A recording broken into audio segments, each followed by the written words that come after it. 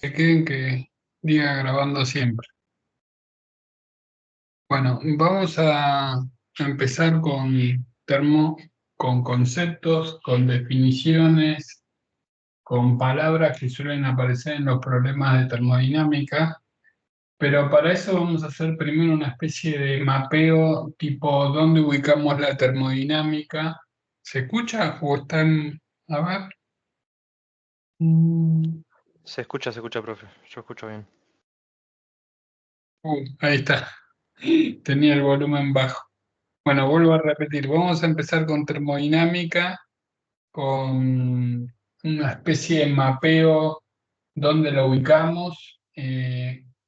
Y a veces cuando tiro estas definiciones y contextos, le sirve para la entrevista para tener unas ideas más sólidas de dónde está parado cada tema. Primero ubiquemos las interacciones fundamentales en física. Y son cuatro. Tenemos la gravitación. Kepler empíricamente sacó una serie de leyes. Después apareció la mecánica de Newton. Tenemos las interacciones electromagnéticas. Acá está metido Maxwell. Las dos son interacciones de largo alcance y débiles. Y dentro de la debilidad de ambas interacciones, las interacciones electromagnéticas son mucho más fuertes que las gravitatorias. Hagan una cuentita pequeña, agarran dos electrones, buscan en internet su masa, su carga, ponen que están a una distancia de 1 milímetro y calculan la fuerza electromagnética con la ley de Coulomb y la fuerza gravitacional y van a ver que la electromagnética es mucho más grande que la gravitatoria. Después tenemos dos interacciones más que en ingeniería no las ven, que son la nuclear débil y fuerte. Bueno, esas son las interacciones fundamentales. Acá aparecieron dos modelos, el de Newton, el de Maxwell. Esto es física clásica. Uno podría decir dónde está metida la fuerza de rozamiento, la fuerza elástica, la fuerza de las mareas, etcétera. Esas son interacciones emergentes que salen de estas. Por ejemplo, la ley de Hooke, la fuerza de rozamiento a nivel microscópico se puede explicar como que son interacciones electromagnéticas. Las mareas terrestres son interacciones gravitatorias. Y bueno, después sabemos que en el mundo de lo pequeño la que manda es la mecánica cuántica. ¿Dónde ubicamos la termodinámica?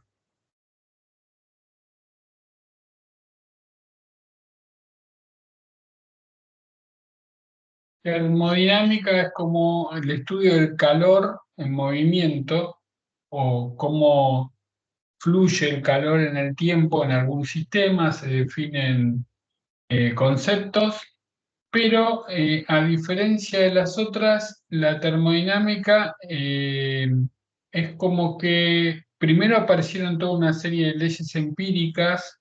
Yo mandé unas fotos ahí de la cronología de la termodinámica, del estudio de los gases, del calor, de las máquinas térmicas, etcétera. Y después vino una explicación que conocen de los principios de la termodinámica, pero esas explicaciones tienen un enfoque estadístico que permite explicar todos los postulados de la termodinámica.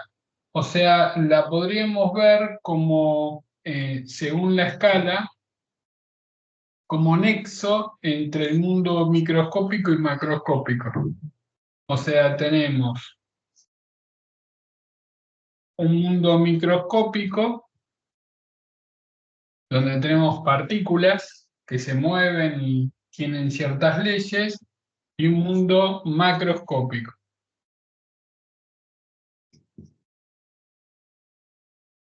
Tenemos, por ejemplo, en el estudio de los gases, variables como la temperatura, la presión, la energía, que están definidas en forma macroscópica. O sea, a nadie se le ocurre medir cuál es la temperatura de un átomo o de un electrón, sino de un sistema.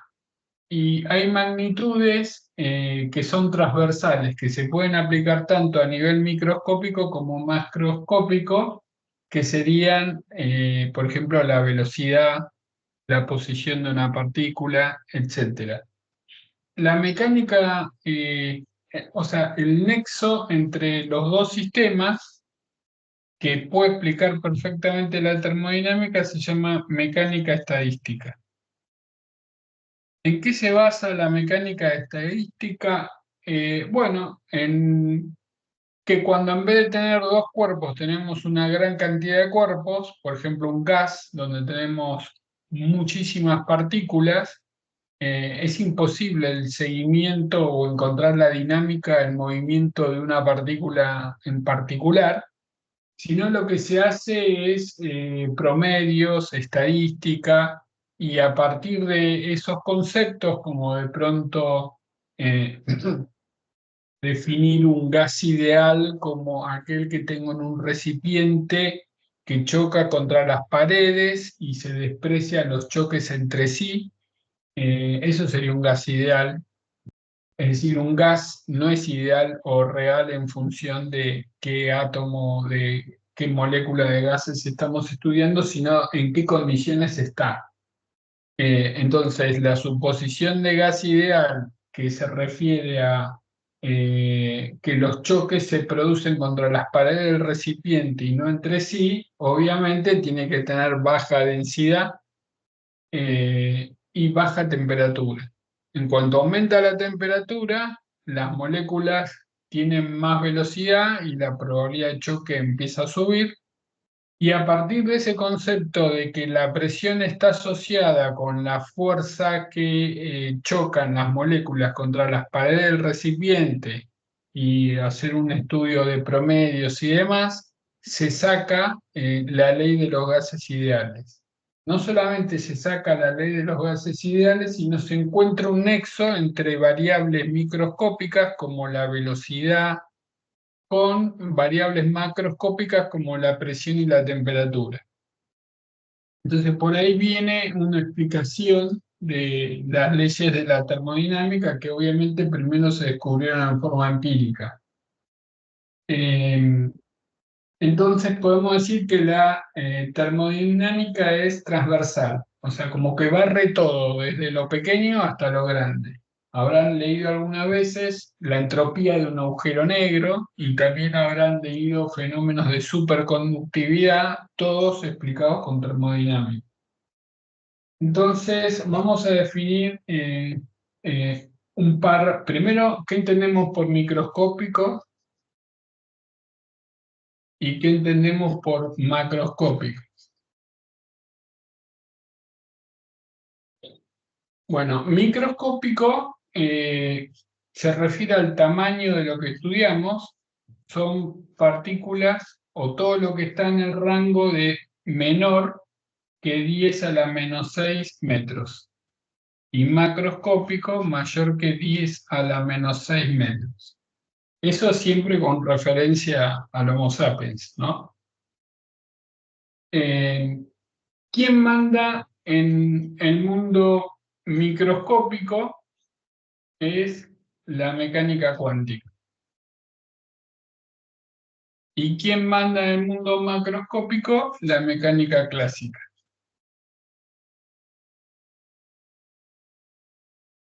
La mecánica clásica, nosotros estamos metidos acá, vivimos acá. Entonces, en las observaciones de la mecánica clásica son mediciones directas. Nosotros podemos medir la velocidad de una persona que está corriendo, la velocidad de un planeta, etcétera. En la mecánica cuántica no podemos entrar adentro de un átomo y hacer mediciones. Necesitamos mediciones en forma indirecta.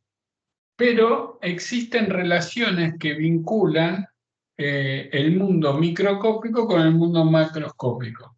Y esas relaciones las da la mecánica estadística. Y hay tres básicas que son que la energía media de un gas o de una partícula, la energía media, está asociada con la temperatura. KB es la constante de Boltzmann. Boltzmann. Bueno, entonces acá esta relación entre la energía de las partículas y la temperatura, acá ya responde algo que tal vez no se preguntaron. Cuando hablan de temperatura, y dijimos que yo no puedo medir la temperatura de un átomo, tienen sistemas de medición de temperatura, grados Celsius, grados Kelvin, grados Fahrenheit, y siempre les dicen que las leyes utilizan la temperatura en grados Kelvin, que es la temperatura absoluta, y les dicen que ningún sistema físico puede tener una temperatura inferior al 0 grado Kelvin. O, dicho en grados Celsius, nada puede estar por debajo de menos 273 grados Celsius. Y la pregunta sería, ¿por qué? Si hay un impedimento tecnológico o que no lo puedo detectar, o qué es lo que sucede. Bueno, al vincular la energía con esta variable macroscópica que se llama temperatura, eh, la energía media de las partículas no puede ser cero, porque en el microcosmos que rige la mecánica cuántica está lo que se llama el principio de incertidumbre de Heisenberg, que les dice que delta X por delta P tiene que ser mayor o igual que una constante. Entonces, si la energía, si la temperatura fuese cero, significaría que la energía media es cero, significaría que las partículas están en reposo, significaría que yo podría conocer la posición y su velocidad en forma sin incertidumbre. Y eso contradice el principio de incertidumbre de Heisenberg. Entonces, como la energía media no puede ser nula, la temperatura lo mínimo que puede ser es cero. Esa es la explicación de por qué la temperatura mínima en la escala de Kelvin es cero. Bueno, después otra relación es que la presión es igual, no, la presión como variable es igual a un tercio del número de partículas en el volumen que estamos midiendo el gas por la velocidad cuadrática media. Uno puede decir de dónde sale el un tercio, sale de estadística, de que las partículas están en un espacio tridimensional. Entonces, cuando hacen los cálculos, salta el un tercio. Y otra relación importante entre las variables micro y macro es S, la entropía, que es la constante de Boltzmann por logaritmo de omega, donde omega es la cantidad de configuraciones posibles de energía que pueden tener las partículas. Esa definición no la habrán visto nunca, salvo lo que hicieron física moderna. Es otro enfoque de la definición de entropía, es la definición de entropía de Boltzmann. Bueno, una vez que ya la ubicábamos la termodinámica y vimos que siempre pasa lo mismo, se encuentran leyes empíricas y después se arma un modelo que pueda explicar esas leyes empíricas, como hizo Maxwell en su momento, y a partir de ahí se empiezan a predecir cosas. Entonces, así como Newton tiene tres principios que se fundamenta toda la mecánica clásica, después hay distintos enfoques también, eh, como el lagrangiano, el hamiltoniano, el principio de mínima acción, que eso lo van a ver en el IB, o los que usaron alguna materia de mecánica un poco más elevada que física 1, aparecen bueno, en Maxwell tienen las cuatro ecuaciones, que en realidad son ocho, que se basa todo el electromagnetismo. Bueno, la termodinámica tiene sus leyes y son cuatro, y vamos a analizarlas. La primera ley es la ley cero, que en realidad la hicieron después de las otras tres, que dice que si dos sistemas termodinámicos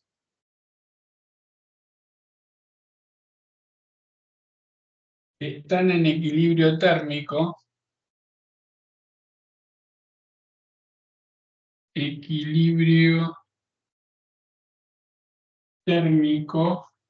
con un tercero, también lo están entre sí.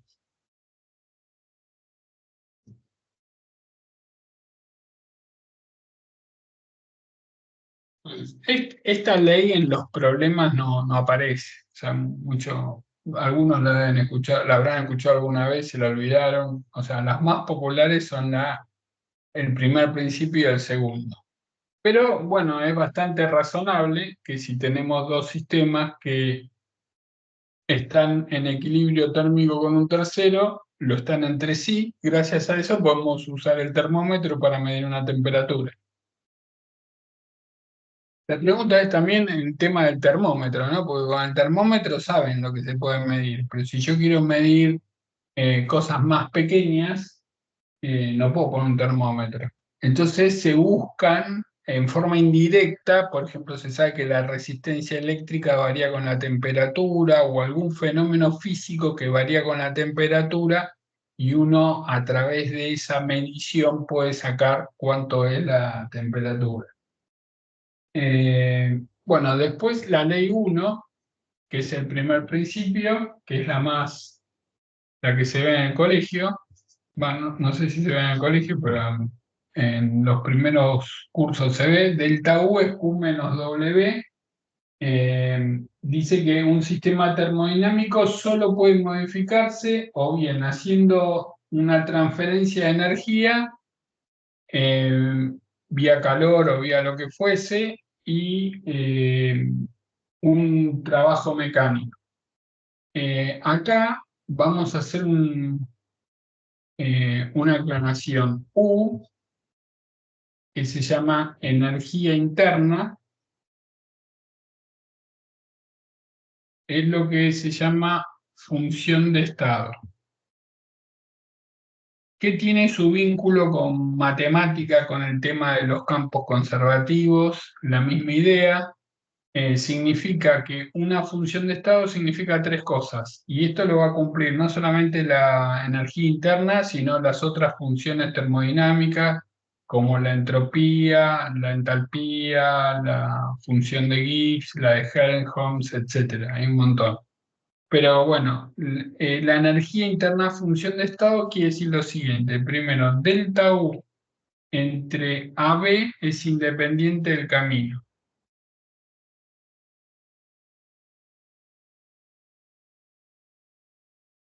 Segundo, delta U en AB es menos delta U en BA. Tercero, delta U en un ciclo es cero. Bueno, ven, todas estas cosas sí aparecen en los problemas. ¿Sí? Tener claro lo que significa una función de estado, tener incorporado lo de independencia del camino, que si de AB es 500 joules, de BA es menos 500 y que delta U en un ciclo es cero. O sea, es como que el concepto de campo conservativo de análisis 2, que la circulación en cualquier camino cerrado es cero, eso es una función, sería como una especie de función de estado. Q y W no son función de estado. Acá tenemos la siguiente situación, o sea, yo puedo tener dos funciones que no son función de estados y su resta sí ser una función de estado. Bueno, hay dos convenciones de signo, una es la que escribí, que es la más usual, y otra es delta U igual Q más W. En esta convención, Q positivo es calor absorbido y Q negativo es calor cedido. Y eso se desprende del lenguaje del problema. Si me dice está absorbiendo calor o está cediendo calor. No me van a dar el signo. A partir de esa palabra yo puedo inferir si va más o menos. W positivo es hecho por el sistema. Y W negativo es hecho sobre el sistema. Otra cosa importante con respecto a los ciclos, cuando me dan un ciclo en un problema de termodinámica, un ciclo es, vamos a un diagrama, el más común es PV, pero no necesariamente tiene que ser PV, después vamos a hacer un par de gráficos, y yo tengo un recorrido tipo así, un cuadradito, A, B, C, D. Tienen que saber que delta U en el ciclo igual 0, quiere decir que W del ciclo es igual a Q del ciclo. Y el W del ciclo es el área encerrada. O sea, en este caso es un rectángulo, es base por altura, si lo recorro así es positivo. Entonces, si yo lo estoy recorriendo en forma horaria, el calor es positivo, se absorbe calor, o sea, es un proceso endotérmico. En cambio, si lo recorro en sentido contrario, Q sería negativo y estaría cediendo calor. Las unidades de U, Q y W son unidades de Joule, de caloría, también de litro atmósfera, o sea, hay muchas formas de expresarla. El equivalente mecánico del calor lo hizo Joule. Un Joule equivale a 0,24 calorías y después la de litro atmósfera, 0,084 litro atmósferas es igual a 8,34 Joule. Yo me acuerdo por el R de la ecuación de los gases ideales puede ser o 0,084 u 8,34. Uno es Joule, el otro es litro atmósfera, son equivalentes. Entonces, no vas a, es muy común equivocarse y poner esto en calorías y esto en litro atmósferas y se arma una ensalada de unidades. Eh, entonces, puede ser un rectángulo, puede ser un triángulo, puede ser un trapecio o puede ser una curva y yo pueda sacar matemáticamente el área de esa curva. Siempre está asociada con con el área encerrada. Adrián, una Bien. pregunta. Sí, Ese gráfico que vos dibujaste, el trabajo, viste que vos dijiste que es generalmente una integral cerrada, sí. o sea, para hacer como las dos áreas, pero eso es solamente para procesos reversibles, ¿o no? No, no, no. Si está cerrada así, el delta U es cero, sea reversible. Ah, ¿vos decís que el trabajo es igual al Sí, área? sí, sí, sí, Sí, sí, sí. sí. O Sí, sea, y eso, necesitas, claro, necesitas que la presión, por ejemplo, en un gas ideal, tener la relación funcional entre la presión y el volumen. Si el cambio es claro, brusco, no. no, Pero pero yo sea viendo el gráfico no reversible puedo o saberlo. irreversible, ¿cómo? Yo viendo el gráfico no puedo saber si el proceso es reversible o no. ¿O no? No, te lo tendrían que aclarar.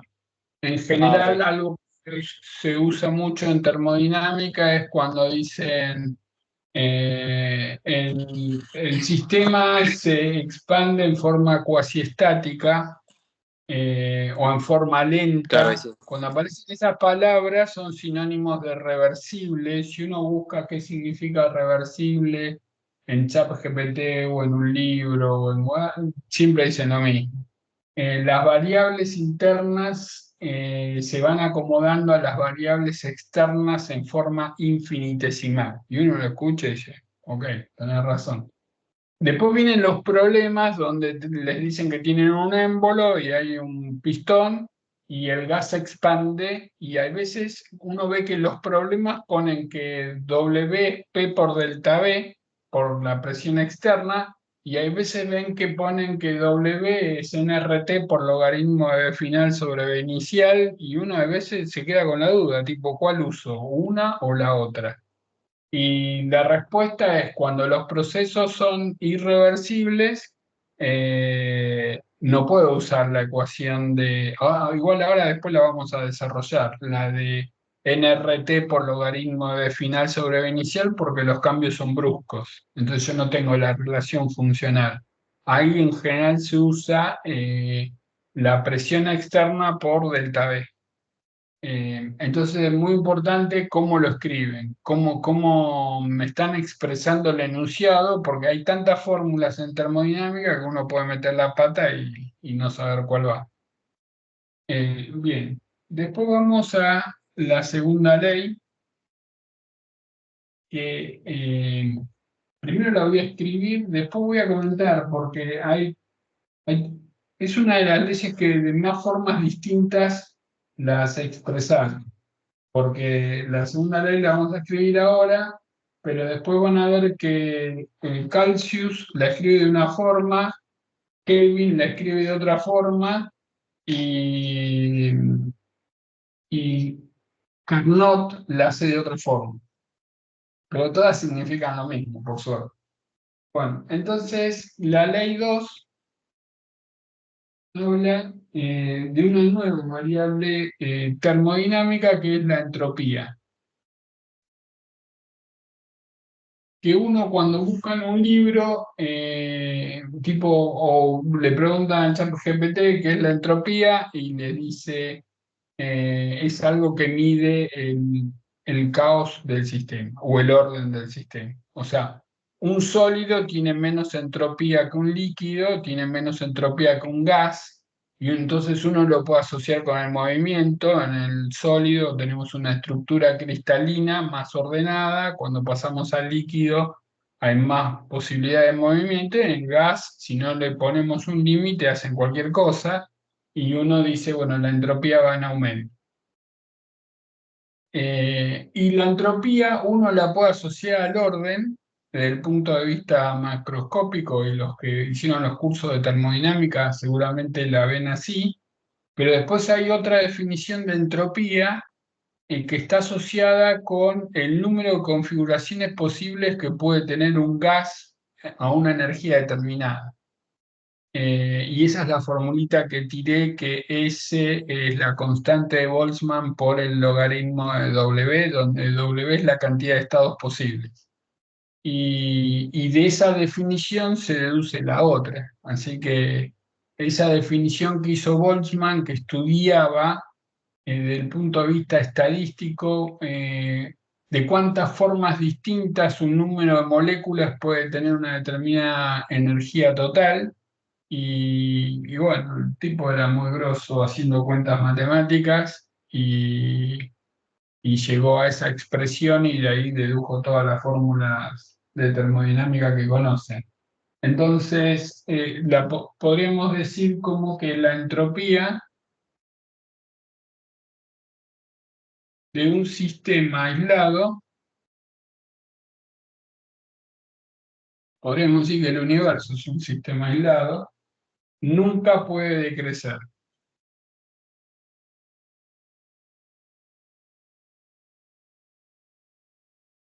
O podemos decir al revés, ¿no? Que delta S siempre es mayor o igual que cero. De hecho, delta S, eh, vamos a considerar así, supongamos que tengo eh, un sistema, acá tenemos el entorno o el medio exterior, acá tenemos un límite entre el sistema y el medio exterior, podríamos decir que todo es el universo, delta S del universo.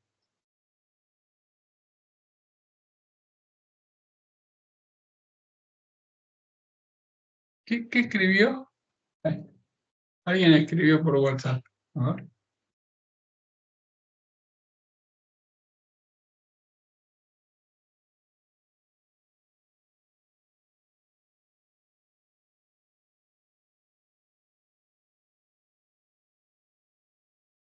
Ah, no. Están hablando de otros problemas.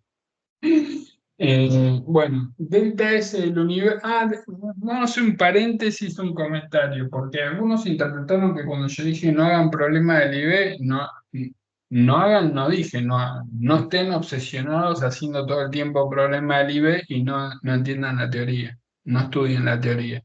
Tienen que hacer un mix justo entre ambas cosas. Por eso vamos a hacer clases de conceptos, clases de rapidez mental, de resolver problemas de matemáticas rápidamente y de física también rápidamente para optimizar el tiempo, y problemas del IB como hicimos la clase pasada y vamos a hacer otro esta semana.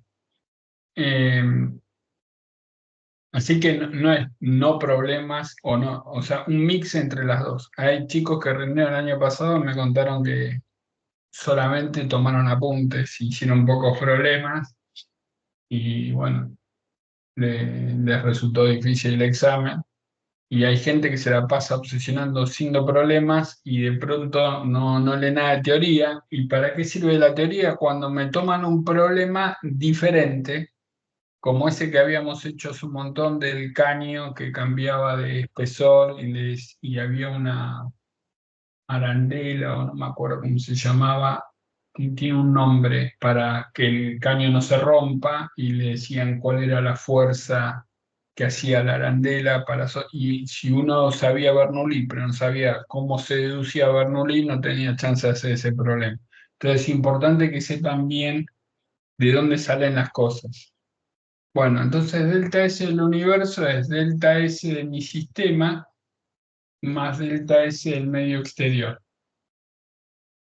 Con el medio exterior siempre está una temperatura ambiente. Entonces, delta S del medio exterior es menos Q del sistema dividido la temperatura ambiente. ¿Por qué? Porque el calor que pasa por el límite entre el sistema y el medio exterior, si el sistema cede, el medio exterior lo está absorbiendo y viceversa. Por eso es menos Q del sistema. Bueno, esto tiene que ser mayor o igual que cero. Si es igual a cero, se dice que ese proceso es reversible. Y si es mayor que cero, quiere decir que ese proceso es irreversible. Bien. También, ¿cómo calculamos la entropía? Bueno, depende mucho si es un proceso donde la temperatura es constante o no. La definición de entropía se la define como una variación, como que delta S es igual a Q reversible dividido T.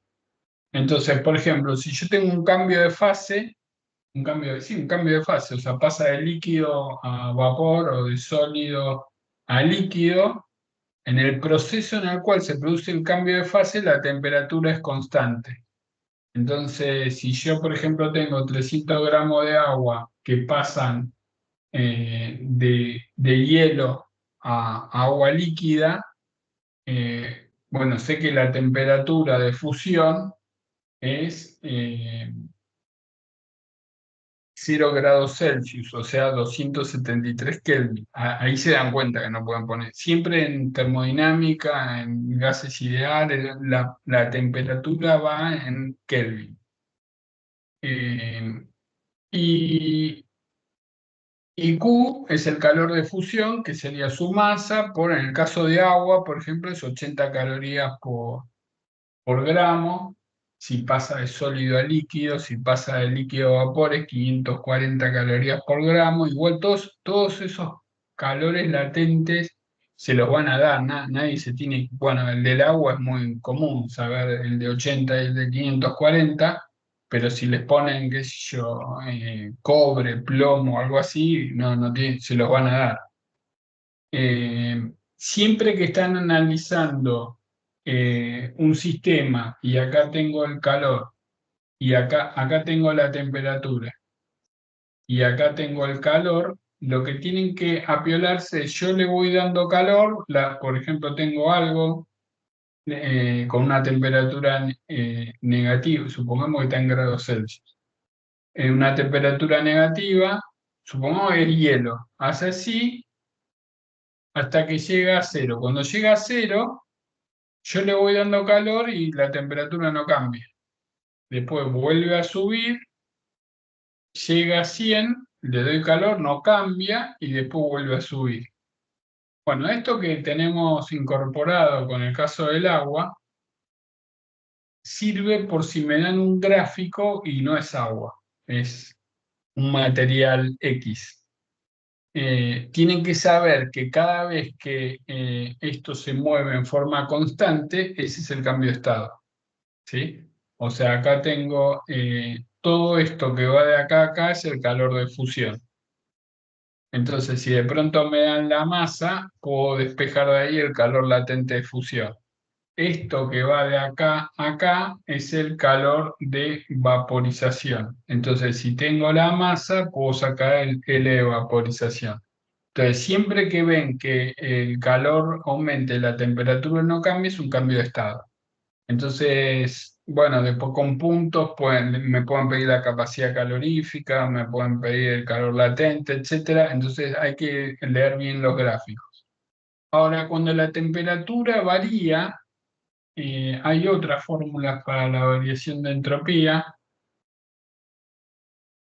Por ejemplo, NSP por logaritmo de T final sobre T inicial.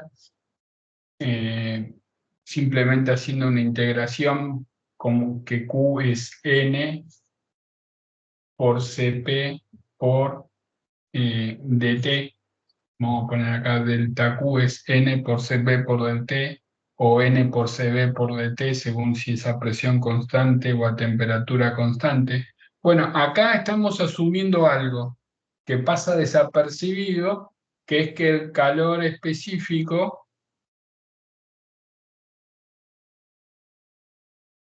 es constante. O sea, es independiente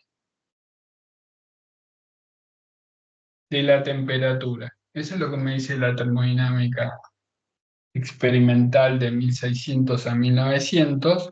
Se toparon con un problema porque cuando se estudian sistemas donde la temperatura se empieza a bajar demasiado, eh, no aparecía una relación lineal entre el calor y la variación de temperatura, sino que se venía en picada. Y eso se pudo explicar con física moderna. Primero con que la capacidad calorífica deja de ser constante y bueno, se hace como que los sistemas, bueno, igual eso no entra en el examen, pero sí tienen que saber que CP, ojo, que es constante en un rango, que cuando la temperatura baja, bueno, fue uno de los problemas que empezó a hacer agua la física clásica. No podía explicar por qué se venía a pique. Bueno, entonces hay varias fórmulas de variación de entropía, también la pueden mezclar con la ecuación de los gases ideales y ponerla en términos de la presión o en términos del volumen.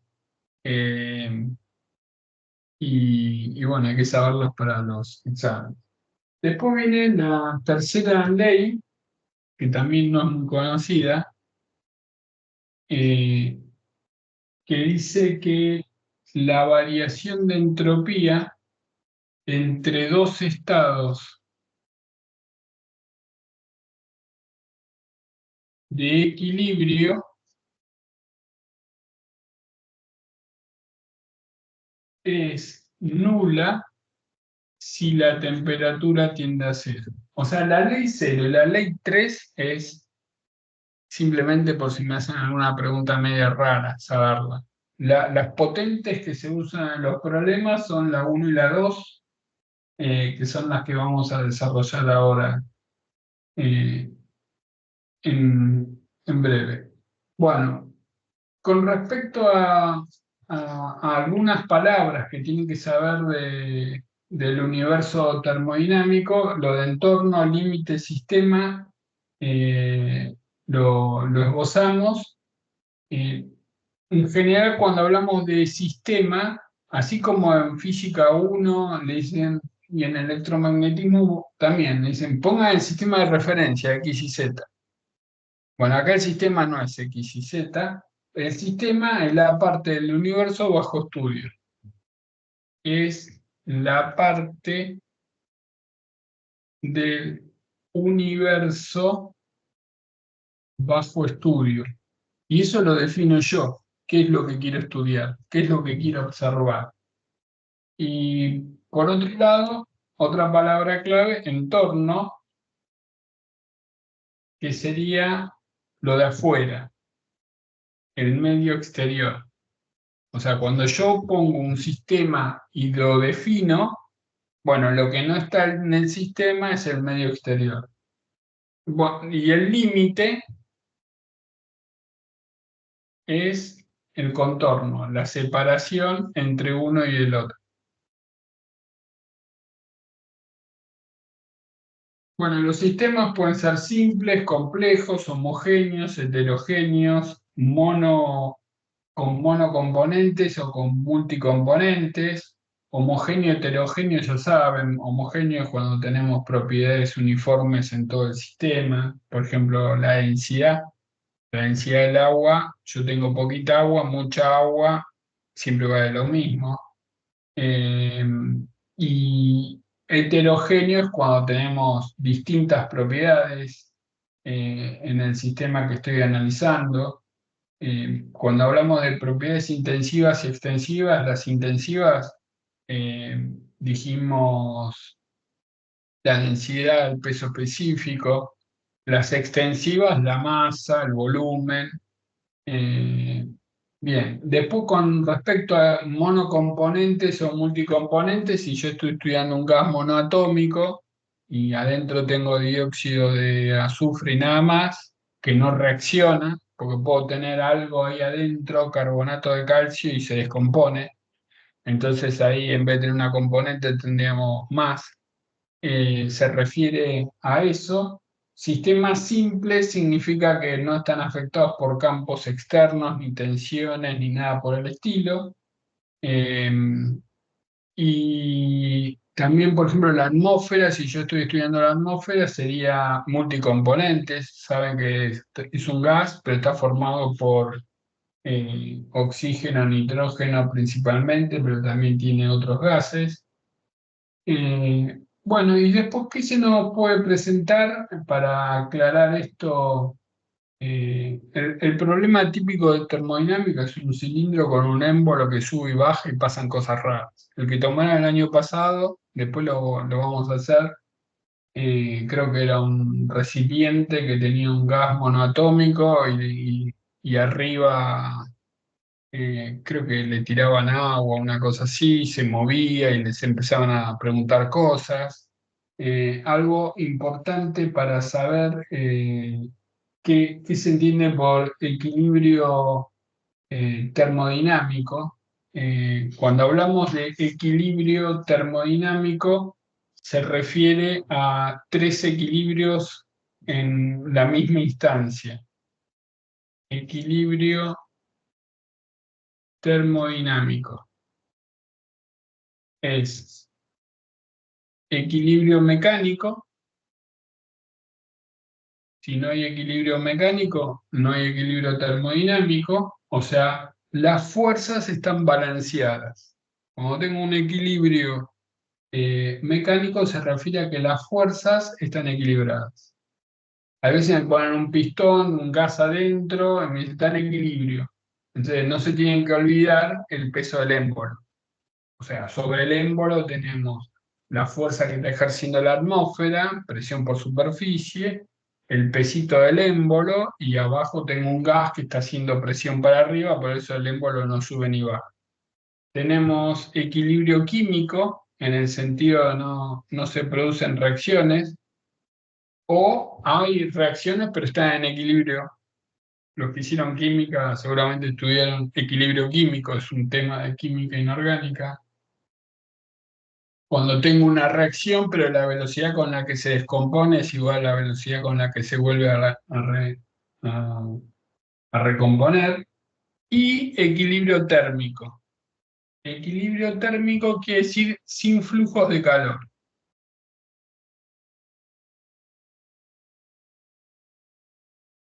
Eso quiere decir equilibrio térmico. Bien, o sea, si yo no tengo un flujo de calor entre dos sistemitas, eh, y se mueven, esa evolución tiene que ser a temperatura constante, porque no permite intercambio de calor. El problema que tomaba el año pasado, en una parte decía se tiraba agua, no sé qué, y no se observaba intercambio de calor. O sea, la temperatura en ese proceso era constante. Y esos detalles hacen que puedan encontrarle la vuelta al problema o no. ¿Qué pasas en PDF? Bueno. Eh, digamos, cuando hablan de proceso, ¿qué es un proceso? Es un cambio eh, que experimenta un sistema entre dos estados. O sea, tengo un gas con una presión, un volumen, una temperatura y pasa a otra presión, otro volumen. Eso es un proceso, ¿sí? Y los procesos pueden ser bruscos o lentos, irreversibles, reversibles. Cuando son lentos se habla de cuasi estático, o sea,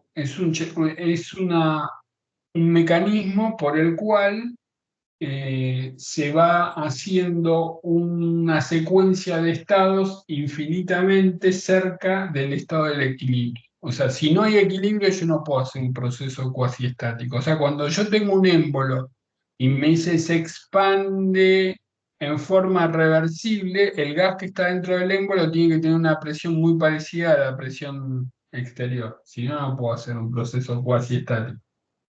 Bueno, eh, volviendo ahora a los gases ideales, que en general los problemas siempre le dicen se tiene un gas ideal. Ya dijimos que era un gas ideal, las hipótesis de gas ideal, eh, o lo que tiene que ocurrir para que sea un gas ideal, tiene que ser baja densidad y baja temperatura.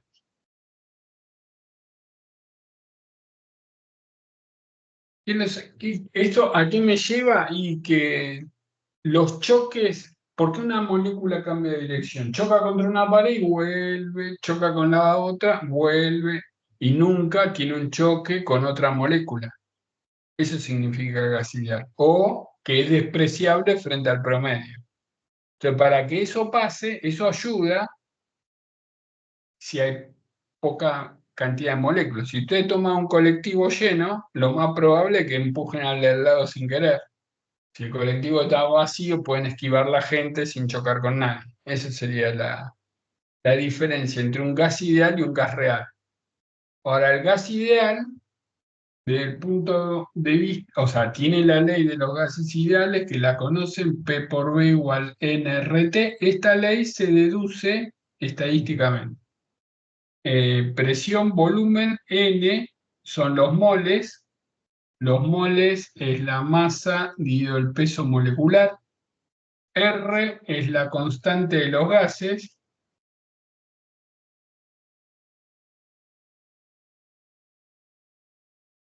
que es 0,082 atmósfera decímetro cúbico sobre Kelvin mol u 8,34 joule sobre Kelvin mol,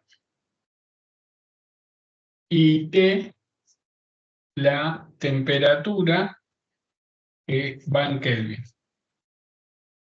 Que hoy me enteré que Kelvin no se llama Kelvin, se llama Thomson. Pero como era un escocés que trabajaba en la Universidad de Glasgow, que estaba sobre el río Kelvin, lo llamaban Lord Kelvin. La boludez que uno se entera después. Bueno, entonces, esa es la fórmula de los gases ideales. eh, y les quería decir algo de los gases ideales, pero bueno, cuando de pronto tienen un ciclo y me ponen así Capaz que acá es así y acá es así, porque no tiene por qué ser un rectángulo. A, B, C, P, B. En general, acá me ponen litros y acá me ponen kilopascal. Entonces, tienen que saber que kilopascal por litro es joule. Tipo así para no perder tiempo en un problema, porque kilopascal es 10 a la 3 newton sobre metro cuadrado, litro es 10 a la menos 3 metro cúbico y esto me queda newton por metro, que es joule. Recuerden que litro es lo mismo que decir metro cúbico. Entonces, si ven un gráfico kilopascal litro, kilopascal decímetro cúbico, ya saben que los productos les van a dar en joule. Bueno, cuando hacen estos problemitas que en general me preguntan delta U, Q y W en cada tramo, nunca se tienen que olvidar de que en cada esquina, en cada una de estas esquinas vale P por B igual en RT.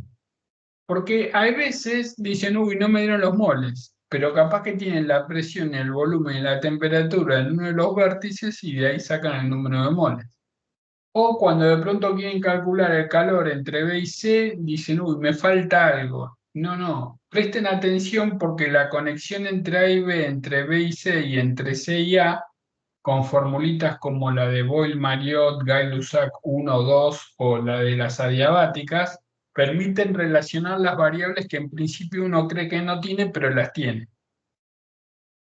Entonces, de los gases ideales salen tres leyes que son las primeras que surgieron de la experimentación con gases, que son la de observen que si yo tengo un proceso que conecta dos estados, que tiene P0, B0, T0 y P final, B final, T final, y acá está el proceso, ¿qué ocurre? Algunos la llaman PBT, pero P0, B0 sobre T0 es P final, B final sobre T final. Entonces, si el proceso es con temperatura constante, tiene un nombre, se llama isotérmico. Y esto quiere decir que presión por volumen es una constante, o que la presión es la constante sobre el volumen, o decir esto es una isoterma. Y si tengo dos isotermas, cada una va a tener una temperatura. Cuanto más alta, quiere decir que la temperatura es más alta. ¿Sí? O sea, si yo tengo dos isotermas, la que está arriba tiene mayor temperatura. Bien, porque la constante K es más alta. Esta se llama Boyle-Mariotte. Esta es la ley de Boyle-Mariotte. No me acuerdo si era con doble T. Después, si el volumen es constante, tachan los volúmenes, me queda P sobre T es una constante K. Y esta es una de las leyes de Gay-Lussac. Si yo tengo PV, volumen constante, es una línea vertical. Y tercero, si la presión es constante, tenemos que B sobre T es una constante. Entonces, en el gráfico PV es así. Entonces, en la mayoría de las facultades, esto es transversal, les dan gráficos de PV. Entonces, uno está acostumbrado a ver estos gráficos y ver que la curva es una isoterma de hipérbola y que la línea vertical uno se da cuenta que es volumen constante, la línea horizontal es presión constante.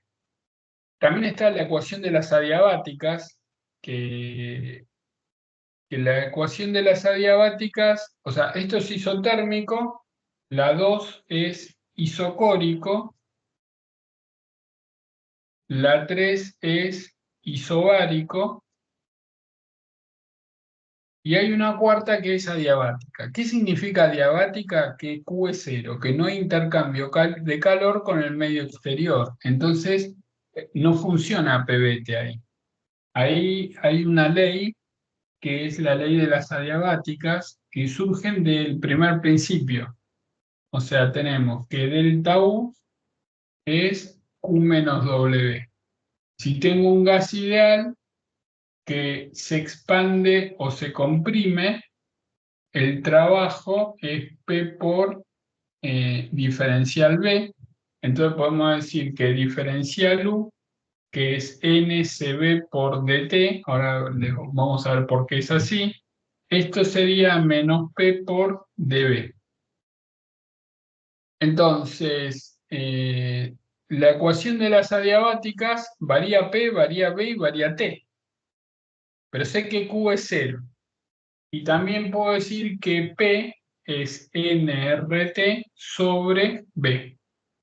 Entonces tengo NCB por DT es menos N por R por T por dB sobre B, tacho las N, me queda dt sobre T es menos R sobre CB por dB sobre B. Recuerden que CP menos CB es igual a R, así que puedo decir que esto es 1 menos gamma por dB sobre B. ¿Qué es gamma? Gamma es el cociente CP sobre CB. Entonces ahí por integración sacan la ley de las adiabáticas, que es T por B a la gamma menos 1 es constante. O P por B a la gamma es constante. Esta es la ley de las adiabáticas. Si de pronto quiero sacar el trabajo de las adiabáticas, bueno, hay que hacer una deducción usando esta fórmula. Entonces ya tenemos los procesos isotérmico, isocórico, isobárico, adiabático y los nombres. Y los dibujitos, la ecuación de las adiabáticas en un gráfico PV también es parecido a la hipérbola, pero más empinada. Si tenemos dos isotermas, T1 y T2, bueno, la adiabática tiene el mismo aspecto, pero cruza las isotérmicas. Esta sería la adiabática. Bueno, eh, ¿qué más? Las fórmulas del primer principio que se usan en estos procesos es la siguiente. Delta U es Q menos W. Entonces, si ustedes tienen un proceso isotérmico y gas ideal, bueno, hay que saber que en un gas ideal la energía depende solo de la temperatura. Entonces, si la energía depende solo de la temperatura, obviamente en un proceso isotérmico, delta U es igual a 0, que es igual a Q menos W. Esto implica que Q es igual a W. W es la integral de P por dB entre un volumen inicial y un volumen final. Y uso la ecuación de los gases ideales. P es nRT sobre B, saco nRT, me queda la integral entre B0 y B final de dB sobre B, así que tienen que Q es igual a W es igual a nRT por logaritmo de B final sobre B inicial. A veces no tienen la temperatura, pero no se olviden que nRT es P por B. Entonces, cuando me dicen proceso isotérmico y gas ideal, sé que delta U es 0, que Q y W valen lo mismo y que vale esto. Pero vale esto si el proceso es reversible. Porque si el proceso es irreversible, no puedo usar esa fórmula. ¿Por qué? Porque esa fórmula me está diciendo que conozco la relación funcional entre la presión y el volumen.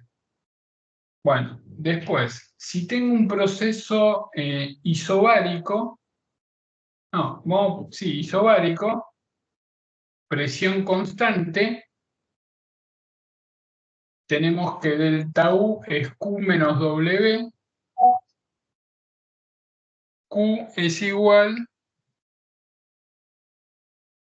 a N por Cp por delta T, W es P por delta B. Si usan la ecuación de los gases ideales, llegan a que esto es NCB por delta T. O sea, delta B lo pueden pensar como P por B igual a NRT, despejan B final, B inicial, sacan factor común, juntan, llegan a E. Entonces, ese es el proceso isobárico. En el proceso isocórico, U es igual a NCB por delta T y en el proceso isocórico W vale cero. Porque como el volumen es constante, no hay trabajo de volumen. Salvo que tenga una resistencia eléctrica que esté haciendo un trabajo ahí. Entonces observen NCB delta T, NCB delta T. En el caso isotérmico también puedo poner N por CB por delta T, porque si la temperatura es constante me está dando cero. Entonces, que delta U es igual a N por CB por delta T, vale siempre. En cualquier proceso vale siempre. Si le falta algún dato, es que no usaron esa relación. Y después, en el proceso adiabático, delta U es menos W, porque adiabático Q es cero. Y hago la misma integral, nada más que en vez de usar P por B igual en RT, tengo que usar P por B a la gamma, es P0 B0 a la gamma, hacen la integral, queda P final B final menos P inicial B inicial dividido 1 menos gamma. Entonces acá tienen todo el mapa, todas las fórmulas de todos los procesos, isotérmico, isobárico, isocórico, adiabático, dentro del caso de gas ideal. Si de pronto le llegan a decir, no, tienen un gas real y le dan la ecuación de Van der Waals, donde la presión ya no vale más, P por B igual nRT, si no tiene otra fórmula, es P menos algo por B menos algo igual nRT, una cosa así, y me dicen, sacar la ecuación de las adiabáticas, hacen el mismo protocolo que hice con los gases ideales, lo hacen con los gases reales. Bueno, como decía de los gráficos comunes son así, PB, PB, PB, isotérmico, isobárico, isocórico, este es una hipérbola, este es así, este es así. Ahora, puede ocurrir que me den PT. Entonces, isotérmico es así. Isobárico es así. Y isocórico es así. Pasa por el origen.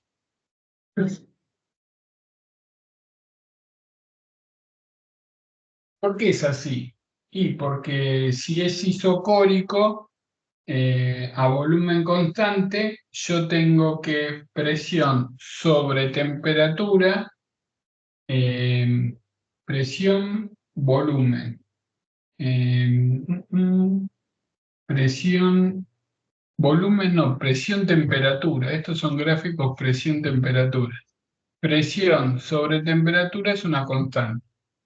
Entonces, hay veces en los problemas choca, porque no se apiolan, porque le dan PT y me hacen una recta así que pasa por el origen. Bueno, eso es un proceso isocórico. Bueno, también en vez de darle PT, les pueden dar TB. Bueno, la idea es la misma. Siempre las rectas inclinadas son ni...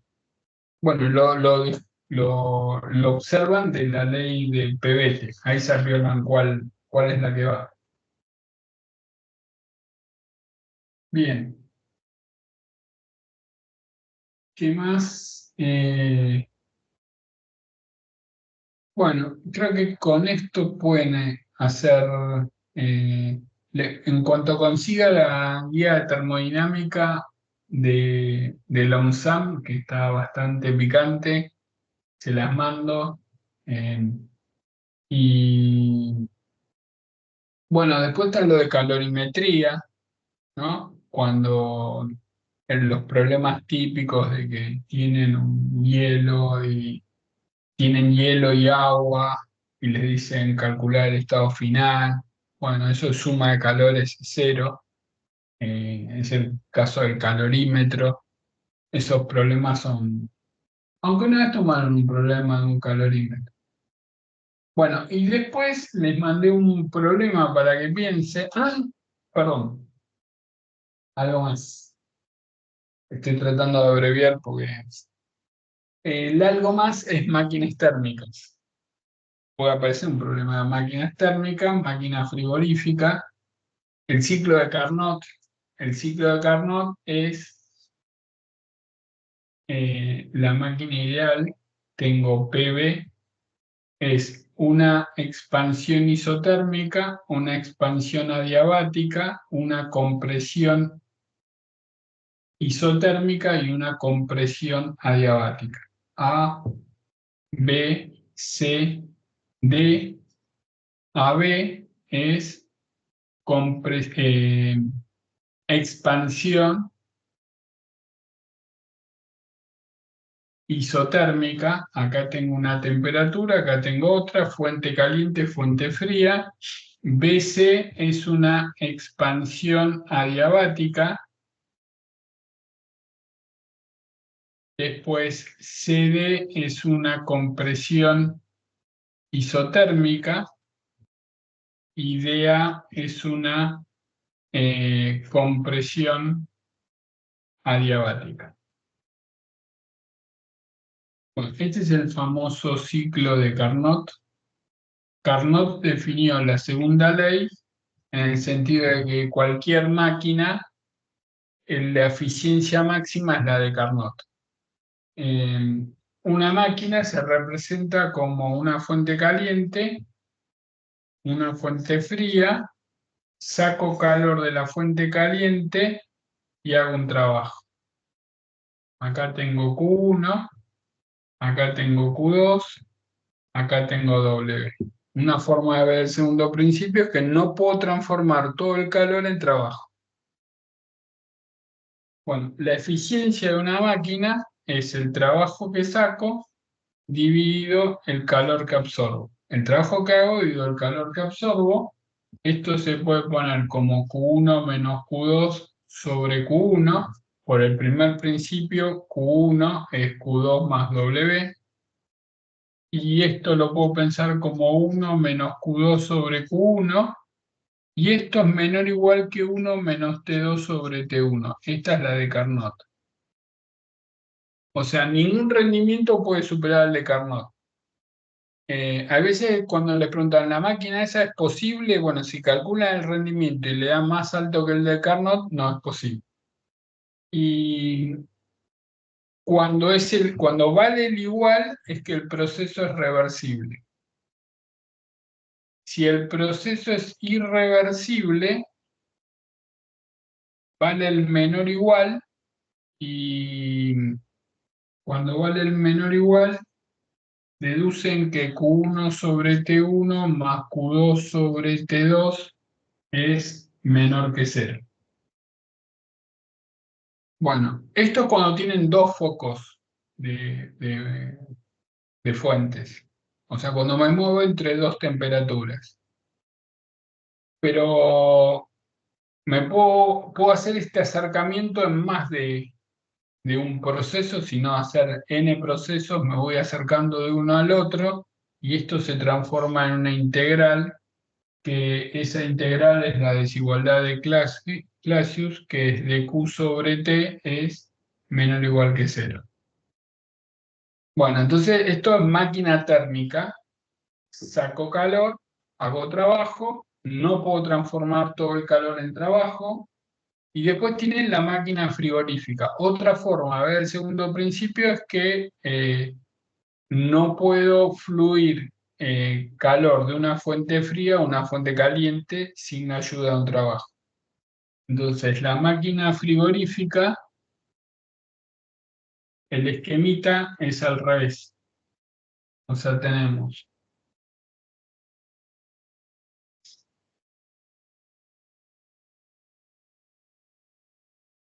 acá la fuente caliente, una heladera sería una máquina frigorífica. Acá la fuente fría,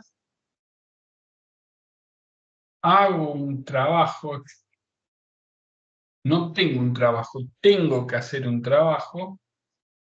Acá está Q2, acá está Q1. La eficiencia se llama Q2 sobre W. Esto es Q2 sobre Q1 menos Q2. Paso el Q2 para abajo, me queda 1 sobre Q1 menos Q2 menos 1. Y esto es menor o igual que 1 sobre T1 sobre T2 menos 1. Bien. Cuando vale el igual, es reversible. Cuando no, es irreversible. Bueno, más o menos este es el panorama general de termodinámica. Los conceptos, seguramente la mayoría ya los vio, ya los cursó, simplemente estamos refrescando. Mañana vamos a hacer una clase de matemática fast, o sea, resolver muchos ejercicios en tiempo rápido. Y siempre les digo que armen una carpetita de los problemas que vamos haciendo y cuando llega el fin de semana dicen, bueno, a ver, vamos a hacer estos problemas otra vez, porque cuando yo digo que hay cosas que tienen que saber, porque capaz que si yo les pongo una esfera conductora de radio A, que tiene un radio mínimo A, otro B, una carga en el medio, y uno dice, sí, no lo tienen que saber hacer, tienen que volar eso.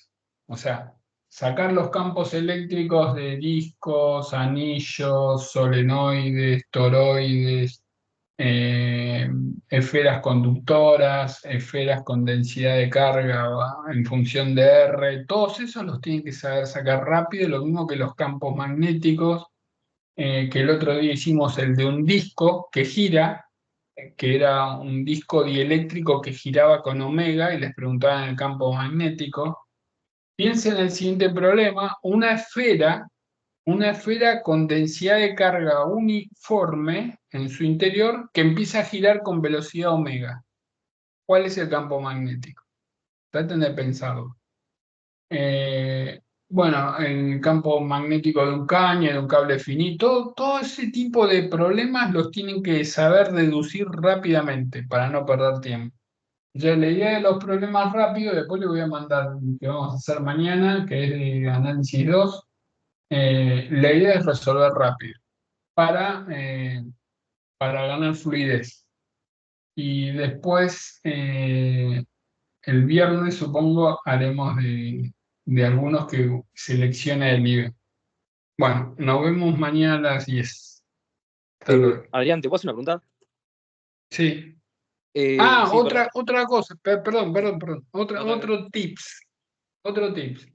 Hay veces cuando uno mira en el grupo los problemas que van pasando, uno lo mira y dice, ese no se sabe, este no lo sé hacer. Y se pierden el orden con el que están trabajando. Uno tiene que mantener un orden. Dice, bueno, esta semana estudio óptica, hago los problemas, hicimos problemas de nivel, los paso en limpio. Pero no estén tan pendientes de lo que pasa por el grupo, ¿sí? Porque los distrae. Y de pronto están estudiando óptica y dicen, pasó este problema de fluidos. ¿Y cómo era? No, sigan su orden y rehagan los problemas que hacemos en clase. Porque me parece que el año pasado se armó una locura total de la cantidad de problemas de distinto tema que, o si de pronto encuentran a alguien del grupo que está estudiando lo mismo que ustedes, de termodinámica, y se encuentran en un meet para hacer pruebas, eso también está bueno. Eh, pero si están estudiando y están pendientes de que en el grupo mandaron, mirá este problema como es, que yo, si eso les quita el foco, no lo miren, no lo miren. Bueno, ¿qué me preguntabas? Ah, sí, que no, era una duda sobre los procesos reversibles que habías nombrado. Sí, Eh, Que yo suelo hacer, yo el tema lo estoy viendo recién ahora, porque no lo vi en la facultad, y vi que en varios ejercicios básicos de los libros, por ahí te meten un gráfico así de un proceso, en un gráfico en coordenadas P y B. Y a Sí, veces te dicen, es un fluido homogéneo. Y por ahí a veces el proceso es isocórico, y yo ya tengo que asumir que el trabajo es cero, o sea, tiene sentido porque es P por delta B, digamos, el trabajo sí, ejercido por el fluido. Pero yo al ver el sí. gráfico no puedo asumir eso, sí, que es reversible, porque si es reversible ahí sí puedo decir que es P por delta B el proceso. Pero yo no sé al ver el No, gráfico si es reversible o no. o sea, si te dicen que es isocórico, O sea, se ve en el gráfico que el volumen no claro, varía. pero que te digan que es isocórico no significa que sea reversible o irreversible, porque no sabes cómo ponerle que lo calentaste de golpe. Sí, Entonces se pierde el proceso eso lento de forma tal de que las variables internas y externas estén en equilibrio. claro. Eh, Pasa que te dicen de dato que el fluido es homogéneo a veces, o sea, los ejercicios que estaba haciendo. sí, pero Y ponerle que sea un gas monotómico es homogéneo. O no sí, sé, capaz que es una masa de agua que es solo agua líquida, o sea, es homogénea. Y de sí. pronto el agua está a 27 grados y de pronto lo metes en un horno a 100.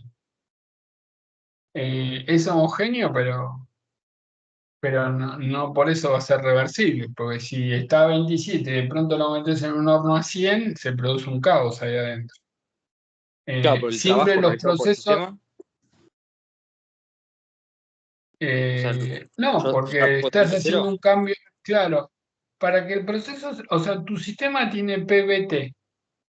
Para que Sí, el proceso sea reversible, esas variables tienen que modificarse lentamente.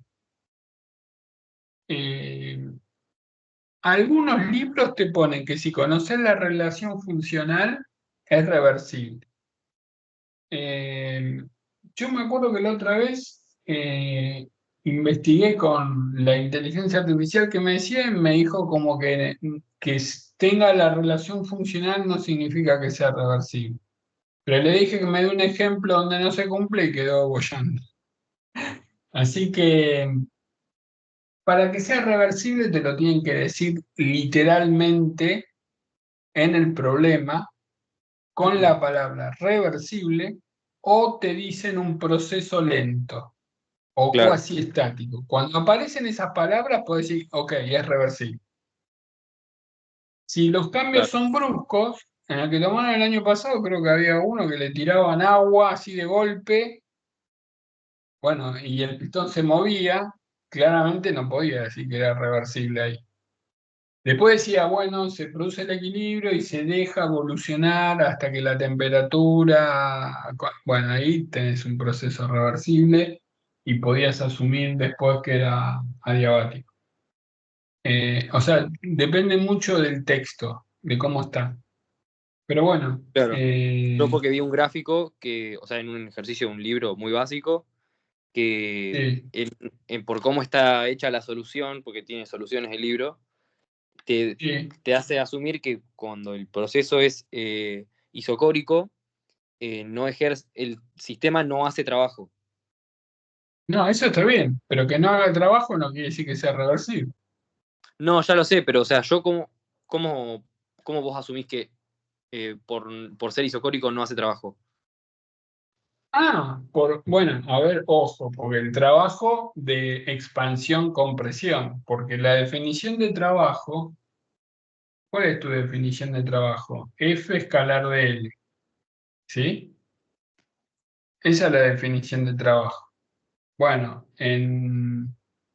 yo puedo decir que esto es P por diferencial de área por dl. Y, y acá es como que aparece el diferencial de volumen. La presión es un escalar. Entonces el trabajo en los gases se define como P por dB. Entonces, si no hay cambio de volumen, no hay trabajo. ¿Sí? Claro, pero ese P Entonces, por D siempre no que se vale para isocórico, reversibles. son cosas distintas. O sea, que el volumen sea. Ah, vos decís la fórmula. No, Claro, porque eso P por dB. si es irreversible, el trabajo es P por delta B. Y estamos en la misma. O sea que si es isocórico, el trabajo es cero. ¿Sí? Ah, o sea, sí, irreversible P por delta B, ¿vale siempre así o qué? Está bien.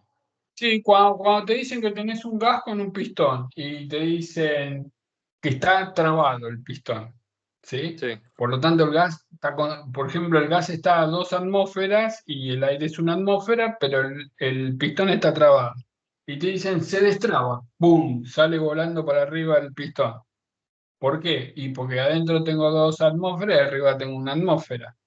Entonces, ese trabajo lo calculas así, P por delta B. está bien. ¿Sí? Y es un trabajo irreversible. Ahora sí te dicen, se va corriendo el tabique lentamente hasta que se llega al equilibrio. O sea, como que lentamente vos vas levantando el pistón de forma tal de que la presión en el interior se vaya acomodando a la presión externa, pero sin un salto brusco. Entonces ahí podés asumir que el proceso es reversible. Y podés usar la fórmula de P por B igual en RT o la relación funcional que te den. ¿Sí? Ahí está bien. Yo creí que lo de P por delta B era para el reversible nada más, no para el irreversible también. Porque claro, si es No, reversible usar esto integral. cuando son procesos irreversibles, y el trabajo lo tenés que calcular. Cuando son, fíjate que si vos tenés P por B, una isoterma es una cosa así, ¿no? Acá tengo P0, acá tengo P final, y esta es el área. ¿Sí? Si vos lo soltás, el área es más grande. Ese es el trabajo irreversible. Hay un concepto que se llama exargía, que es el trabajo útil, pero eso no entra en el IB. Eh, pero es como el trabajo máximo que podés dar. Porque si yo hago presión por, acá puse P0 y es B0, B0, B final. Esta es la presión. Entonces, si es isotérmico, es esta área. Si hago un cambio brusco, el trabajo es todo esto, o sea, es más grande. Bueno, seguí investigando, cualquier duda me escribís, ¿sí? Está bien, dale, gracias. Bueno, nos vemos. Chao.